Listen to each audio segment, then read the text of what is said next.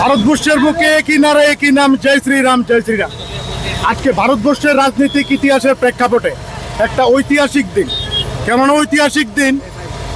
পশ্চিম বাংলার ১৫ বৎসরের মমতা ব্যানার্জির নেতৃত্বে যে অত্যাচারিত, শোষিত এবং নিপীড়িত উপর যে একটা বুলডোজার চালিয়েছিল পশ্চিম বাংলার সুচিন্তিত গণতন্ত্রপ্রিয় নাগরিক, আজকে একদম তৃণমূল দল এবং তৃণমূলের নেতাদেরকে দু গালে দুটা থাপ্পড় দিয়ে ভারতীয় জনতা পার্টির নেতৃত্বে, নরেন্দ্র মোদীজির নেতৃত্বে ভারতবর্ষে যে বিকাশ ধারা চলছে, সেই বিকাশ ধারার উপরে আজকে ভারতীয় জনতা পার্টি আজ ক্ষমতায় এসেছে। এটা নিঃসন্দেহে পশ্চিমবাংলার জন্য, এটা সারা ভারতবর্ষের জন্য।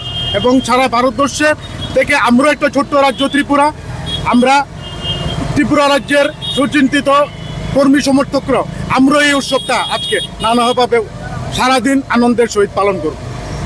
পুরা মোদী ম্যাজিক কাজ করেছে। একটাই বলবো, হিন্দুত্বের জয়, আর হিন্দুত্বের জয়, আর কিছু না। সনাতনী জয় হয়েছে। মোদী ও মানিক শাহ জিন্দাবাদ, অমিত শাহ জিন্দাবাদ।